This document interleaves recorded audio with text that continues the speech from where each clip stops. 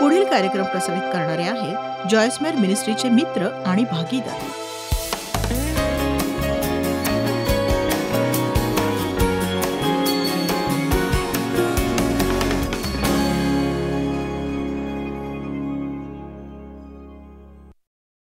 कुणीतरी माझ्या भावना दुखावल्या म्हणून मला सतत रागावलेलं राहण्याची गरज नाही, किंवा कुणाला तरी काहीतरी सांगणं कारण मला आवडत नाही ते माझ्याशी कसे वागले. ज्यांना अधिक दिलं जाईल त्यांच्याकडनं अपेक्षाही जास्त असेल. काही जण अशा गोष्टी देवाकडे मागतात ज्या हाताळण्याची आपली तयारी नसते, कारण पुष्कळदा तुम्ही तुमच्या भावनेनुसार चालवले जाता. असं म्हणूया की एखादी स्त्री सांगते की या व्यक्तीकडे मला ओढल्यासारखं वाटतंय. म्हणजे प्रत्येक वेळी जेव्हा मी त्या व्यक्तीभोवती असते मी अशी हे काहीतरी असतं. मला विश्वास आहे की हे दैवी आहे मला, आणि वाटतं असं की देव मला दाखवतोय की हा पुरुष हा तुझ्यासाठीच आहे. आमेन. पहिली गोष्ट, जर तो आधीच विवाहित असेल आणि लगेच तुम्हाला समजेल हे दैवी नाही. बघा, कसंही असलं तरी आपण तेवढे हुशार नसतो. मला क्षमा करा पण आपण नसतोच. आणि मग आपण अशा मूर्ख गोष्टींच्या मागे लागतो. एक सांगू, माझा विवाह चुकीच्या माणसाशी झाला, देवाला तर ते सुधारायचंय. चला, किती स्वतःला फसवाल तुम्ही. म्हणाल पण मग मला कसं कळणार? ज्यावेळी मी त्याच्या भोवती असते मला प्रकर्षाने ते जाणवतं. मला कसं कळणार? कदाचित तुम्हाला नाही कळणार, पण कसं ते मी सांगते. जर तुम्हाला शोधायचं असेल उत्तर तर मी दिलं तर चालेल का तुम्हाला? कसं शोधायचं सांगू तुम्हाला? त्यासाठी प्रार्थना करा. तुमचं तोंड बंद ठेवा. दुसऱ्या कुणालाही जाऊन सांगत बसू नका तुम्हाला काय वाटतंय, तुम्ही काय विचार करताय. त्या व्यक्तीलाही सांगू नका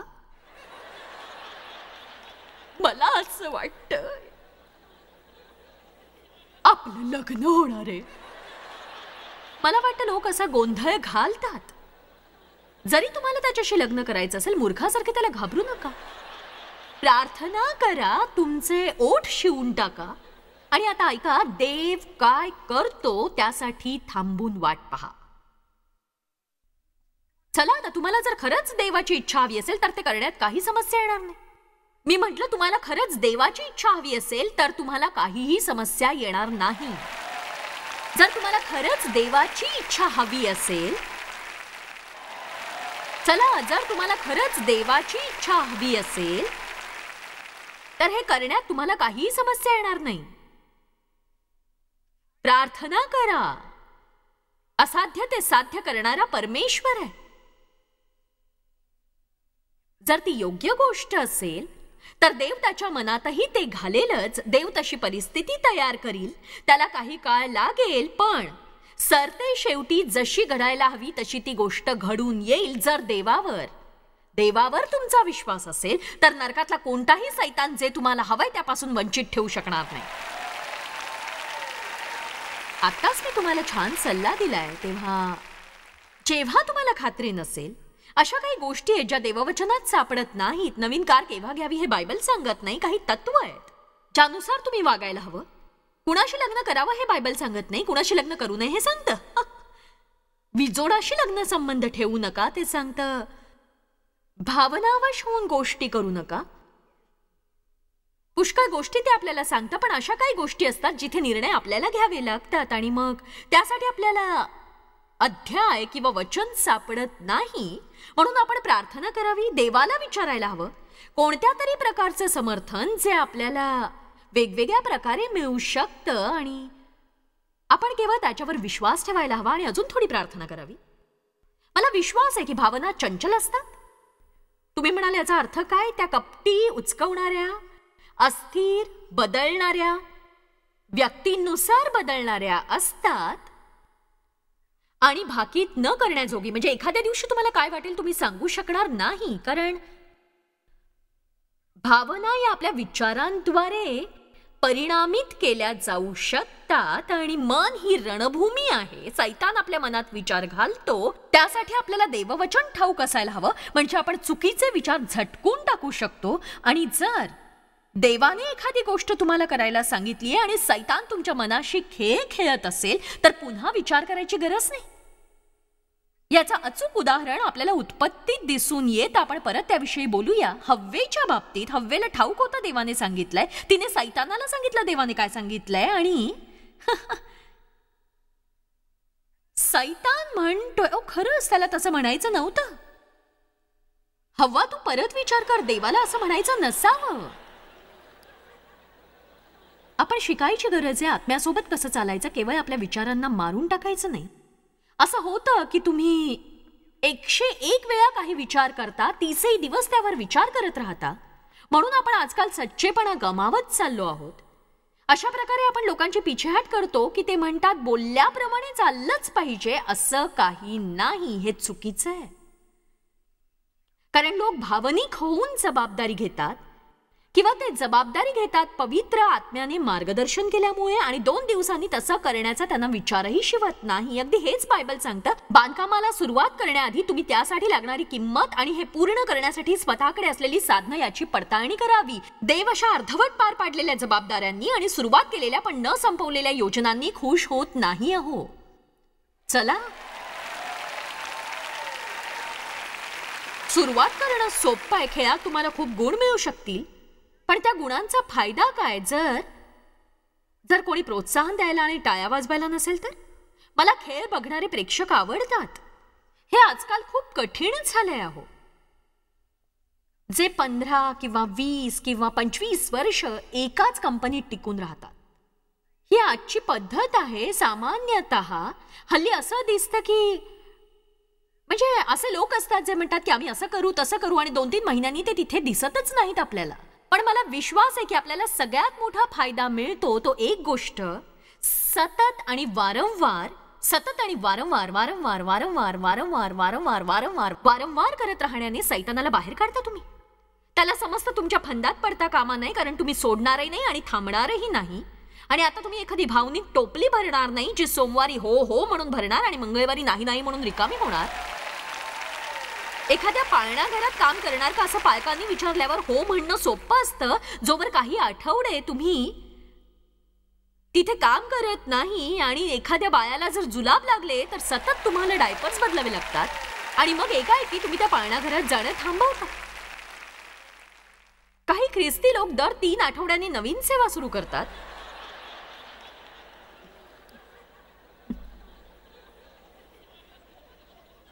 भावना दुष्ट नसतात, पण त्या पवित्रही नसतात किंवा शुद्धही नसतात. त्या दैवी वापरासाठी वेगळ्याही केलेल्या नसतात, त्या असतात.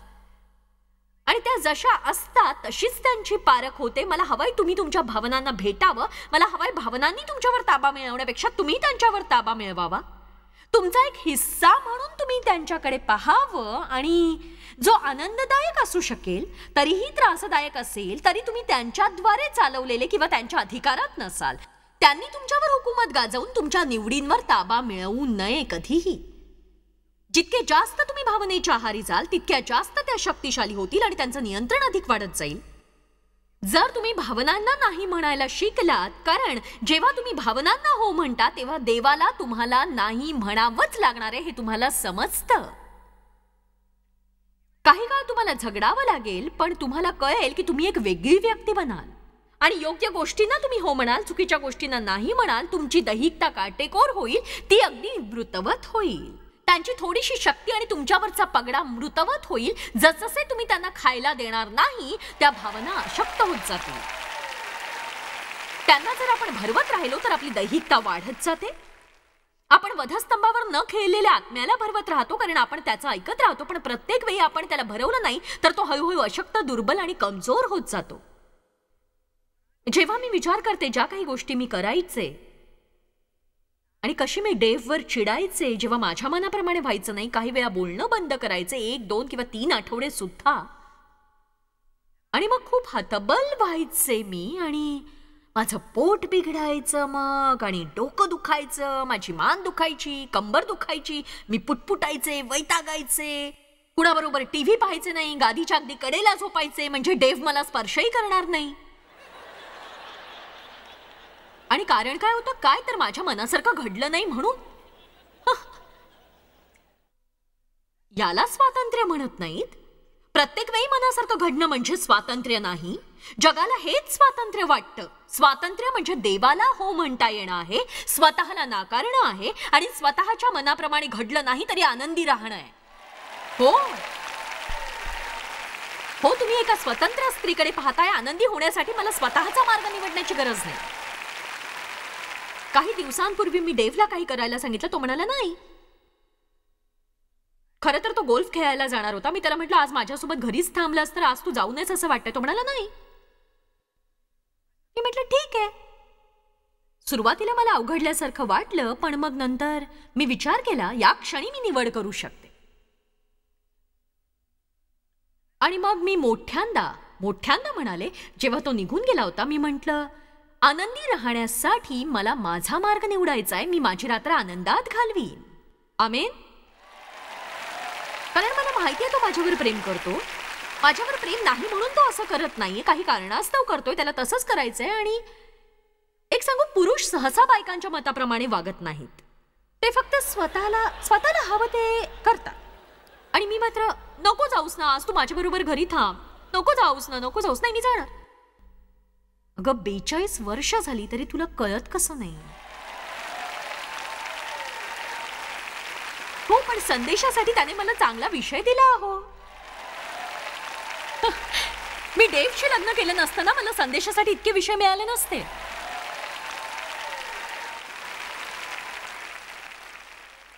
आमच्या लग्नाला पूर्ण 42 वर्ष झाली आहेत आणि 43वी चालू आहे. जेव्हा मी हा संदेश देतीये आणि मला समजतंय मी कशाविषयी बोलतीये. इतक्या काय लग्न टिकवणं म्हणजे काय ते मला माहितीये. काही दिवसांपूर्वी माझ्या लक्षात आलं आमच्या लग्नाला 42.5 वर्ष झाली आहेत आणि मला वाटलं डेव्हने जवळजवळ 20 बायकांची लग्न केल्यासारखं आहे. कारण मी सारखी बदलत असते. साधारण प्रत्येक 2 वर्षांनी माझी नवीन आवृत्ती असते. अहो, आमेन. पण हे छान आहे हो ना. देवाचे आभार की आम्ही बदलू शकतो.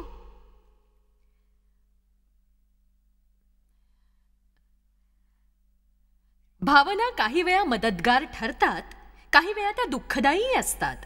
पण एक गोष्ट नक्की, त्या सतत बदलत असतात. कधी कधी त्या ठोस काही कारण नसताना बदलतात. सकारात्मक नकारात्मक असतात. आपल्याला सकारात्मक आवडतात, नकारात्मक आवडत नाहीत.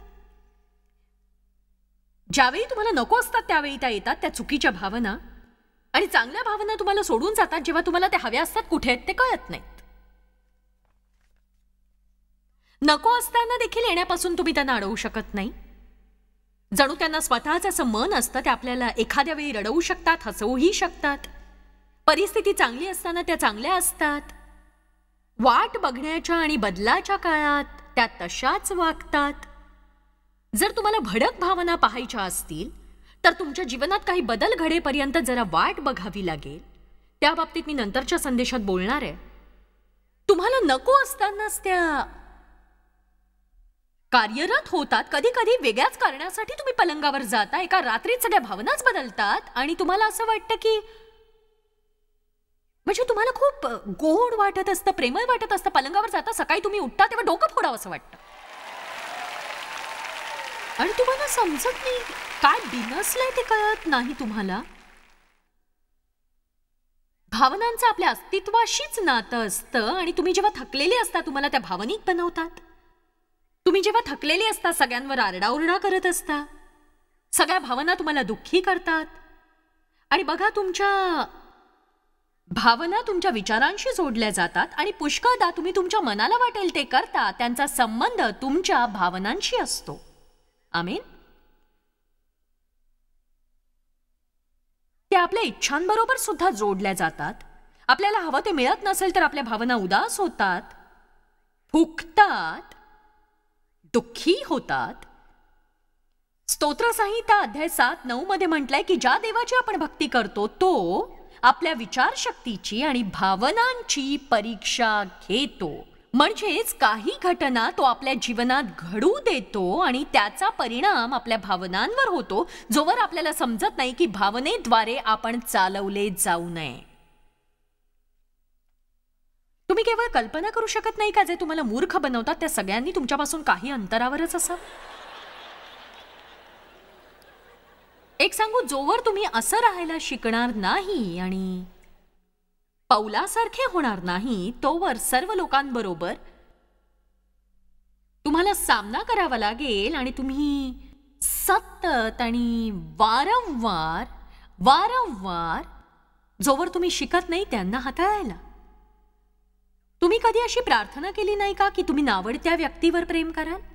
की तुम्ही अस्वस्थ होता ज्यावेळी कुणीतरी तुमच्या आजूबाजूला असं येतं जे तुम्हाला अजिबात आवडत नाहीत? स्तोत्रसंहिता 94:12-13 हे परमेश्वर ज्या मनुष्याला तू शिस्त लावितोस, ज्याला तू आपल्या नियमशास्त्रातून शिकवतोस, तो धन्य, आशीर्वादित, आनंदित आणि हेवायोग्य आहे. शिस्त म्हणजे गंमत नाही. देव आपल्याला शिस्त का लावतो? कारण त्याला तू विपत्काली आराम देशील तोपर्यंत दुर्जनांसाठी खाच खणली जाईल. तर आपण असं म्हणू शकतो की खरंच जो तुमच्याशी अन्यायाने वागतोय किंवा जर तुमच्या विरुद्ध वाईट गोष्टी बोलतोय म्हणून तुम्ही अस्वस्थ झाला आहात, तर ते वारंवार वारंवार वारंवार वारंवार घडणारे, कदाचित व्यक्ती तीच नसेल पण तोच प्रकार परत घडू शकतो वारंवार. जोवर तुम्ही असल्या प्रकारांनी अस्वस्थ न होणं शिकत नाही तोवर प्रार्थना करा तुमच्या शत्रूंना देवानी हाताळावं म्हणून त्याच्याकडे सोपवून द्या. तो तुमचा न्यायदाता आहे. कदाचित तुमच्या बदलण्याने परिस्थिती बदलणार नाही, पण मुद्दा असा आहे की त्या परिस्थितीमुळे आपण हतबल होणार नाही आणि परिस्थितीला दिलेल्या आपल्या प्रतिक्रियेमुळेच आपण हतबल होतो आहोत बऱ्याचदा. चला, आज मला हवंय की हा मुख्य मुद्दा तुम्हाला समजावा, कारण मला नाही वाटत की मी बोलण्यापासून लोकांना थांबवू शकते. माझ्या बाबतीतल्या गोष्टी खऱ्या नाहीयेत, पण मला काळजी करायची गरज नाही. आणि जर मी काळजी करणार नाही तर त्या मला सतावणार नाहीत. तुम्ही त्याच प्रकारच्या परिस्थितीतून जाल. प्रकार अगदी तसाच नसेल, साधारण तशीच परिस्थिती, पण आपण शिकू काहीतरी. 1 कोरिंथ अध्याय 2:13 पासून अगदी अध्याय 3:3 पर्यंत. आता बघा, मला हे सगळं वाचायचं नाहीये, पण ते सामान्य व्यक्ती, आत्मिक आणि दैहिक व्यक्तीच्या संदर्भात आहे. ते म्हणतं सामान्य व्यक्ती आत्मिकाला समजू शकत नाही. आत्मिक व्यक्ती गोष्टींमधला भेद ओळखू शकते. खरी आत्मिक व्यक्ती त्याच्या इच्छा, विचार, भावनांप्रमाणे चालत नाही, ती भेद ओळखून असते. बायबल म्हणतं ती व्यक्ती गोष्टी तपासून पाहते, त्यांना प्रश्न विचारून पाहते, प्रतिप्रश्न करून पाहते, ती त्या गोष्टींमध्ये शिरून पाहते, ती देवाचं वचन तावून सुलाखून पाहते. खरी आत्मिक व्यक्ती मनाची शांती मिळेपर्यंत वाट पाहते. ती वाट पाहते योग्य तडजोड होईपर्यंत. ती प्रार्थना करते आणि वाट पाहते देवाच्या कार्याची. पण दैहिक व्यक्ती तशी नसते. सामान्य व्यक्ती तारण न पावलेली असते. देवाशी त्यांचं कसलं नातं नसतं. शुभ वर्तमानाप्रती त्यांना काही लगाव नसतो. ती केवळ आपल्याला हव्या असणाऱ्या इच्छा, विचार आणि भावनेद्वारे चालवली जाते. जोडीला नैसर्गिक कल्पना. आत्मिक मनुष्य केवळ नव्याने जन्म पावलेला नसतो, तर तो आत्मिक खोली दर्शवतो. इतरांशी कसं वागायचं हे याला ठाऊक असतं. इतरांबरोबर योग्य वागण्यासाठी ही व्यक्ती काहीही करू इच्छिते आणि आपल्या जीवनात ही व्यक्ती शांती ठेवते, कारण त्या व्यक्तीला शांती आणि आनंदाचं रहस्य माहीत असतं. आणि ती व्यक्ती जाणते की जर ती शांती मी गमावली तर मी शक्ती गमवेन. तिला जाणीव असते की प्रभूमधला आनंद ही माझी ताकद आहे, म्हणून ती स्वतःला थंड ठेवते, कारण ती जाणते की जर तिने असं केलं नाही तर ती सैतानाला दरवाजा उघडणार आहे. पुष्कळ वर्षांपूर्वी मी हे शिकले की जर मी माझ्या घरात माझ्या पतीशी भांडले तर या पुलपीठापासून मी दूर राहीन, कारण सैतान माझा द्वेष करतो. आणि जर मी त्याच्यासाठी दरवाजा उघडला तर मग तो माझं काय करील हे सांगण्याची गरजच नाही. मी 38 भाषांमध्ये जगभरात टीव्हीवर संदेश देण्याची अपेक्षा करू शकत नाही जर बंद दरवाजा मागे मी माझ्या पतीवर रागावलेले राहिले तर. हो, जर मी संदेश देते तर मीही तसं वागायला हवं. आत्मिक मनुष्य संकुचित स्वभावाचा नसतो. तो कारण मीमांसा ऐकायला तयार असतो. तो सत्याने भरलेला असतो. तो एकनिष्ठ असतो. तो त्याची वचनं पाळतो. त्याला काहीही वाटो. त्याचं जीवन प्रीतीच्या नियमांद्वारे चालवलं जातं. त्याच्याद्वारे आत्म्याची फळं दिसतात. पण बघा, दैहिक मनुष्य, मला हे सांगू द्या की खूप खूप खूपसे ख्रिस्ती लोक हे दैहिक आहेत. काही वर्षांपूर्वी मीही खूप दैहिक होते. मी प्रत्येक रविवारी चर्चला जायचे. मी सुवार्ता प्रसार गटात होते. माझे पती वरिष्ठ सभेत होते. चर्चमध्ये आम्ही खूप कार्य करायचो, पण मी खूपच दैहिक होते. आणि खेदाची बाब ही की मी देवावर खूप प्रीती करायचे. मला विश्वास होता की माझं तारण झालंय. मला विश्वास होता मी स्वर्गात जाणार. जर मला मरण आलं तर दैहिक मनुष्याचं तारण होतं. पण इथे बघा, त्याला कशावरही विजय मिळत नाही, कारण ते पूर्णतः प्राणामध्ये जगतात आणि ते अद्यापही देवाला त्यांच्या सोबत कार्य करू देत नाहीत. कुणाला समजतंय मी काय म्हणते ते? म्हणूनच ख्रिस्तीपणाला जगात मोठा कलंक लागलेला आहे. कारण आपण फक्त बोलबच्चन आहोत, त्याप्रमाणे चालचलन नाहीये आपलं. कारण देवाला आपण स्वतःला हाताळू देत नाही. आपण वचन ऐकतो. बघा, आपण आपल्या आज्ञांकितपणाच्या पलीकडे जाऊन शिक्षण घेतलंय. अजून किती बायबल स्टडीची आपल्याला गरज आहे? कुणालाही पटकन क्षमा करण्यासाठी सांगा मला तुम्ही. चला, मी चांगला संदेश देते आहोत. चला, अजून किती बायबल स्टडीची आपल्याला गरज भासणार आहे? गरजवंतांना मदत करण्यासाठी कुठल्याही 3 भविष्य कथनांची किंवा 2 देवदूतांच्या उपस्थितीची गरज नाहीये.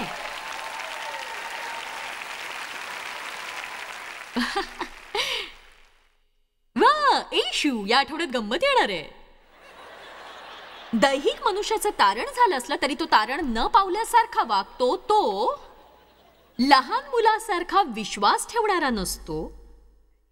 ते तुम्हाला त्याच्या मत्सरातून दिसून येतं. विरोधाचा आत्मा विभाजन आणतो. तो कहाण्या रंगवतो. तो थापा मारतो. तो नकचढेपणा करतो.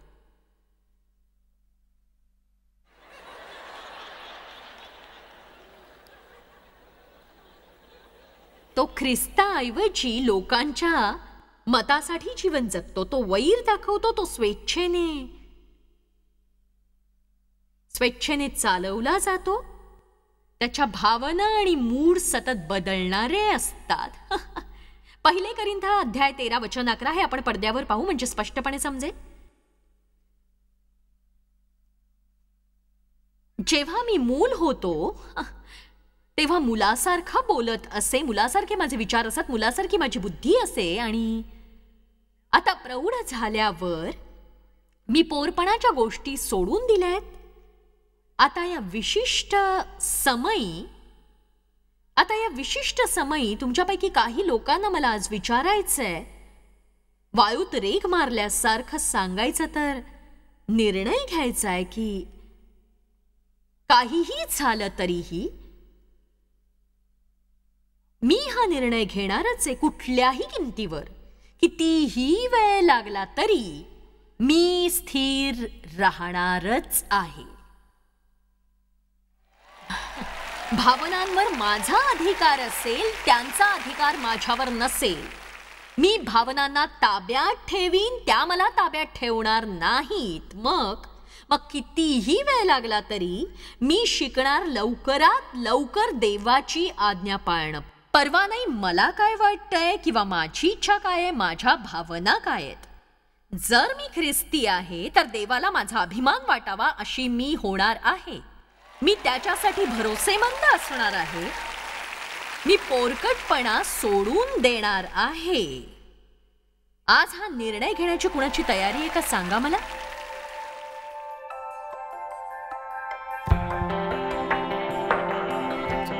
निर्णय घेण्यासाठी आपल्या भावनांवर अवलंबून राहू नका. आपल्याला आवडत नसलं तरी जे योग्य आहे ते करायला आपण शिकायला हवं.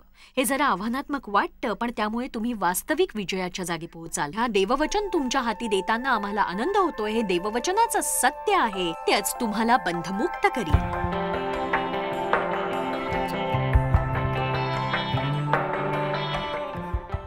जॉयस्मायर मिनिस्ट्रीज करता तुम्ही खूप मौल्यवान आहात. आम्हाला तुमचं कौतुक आहे आणि जगभरामध्ये हे सेवा कार्य शक्य करण्याकरता आम्ही आमच्या मित्रांचे आणि पार्टनर्सचे आभारी आहोत. आम्ही एकत्रितपणे भुकेल्यांना खाऊ घालतो, गरिबांना वस्त्र देतो आणि राष्ट्रांना सुवार्ता सांगतो. तुमच्या प्रार्थनेच्या विनंती करता आमच्याविषयी आणखी माहिती मिळवा. जॉयसच्या कॉन्फरन्सच्या तारखा पहा आणि ख्रिस्ताची प्रीती जगभरामध्ये पसरवण्याकरता आमचे सहभागी व्हा.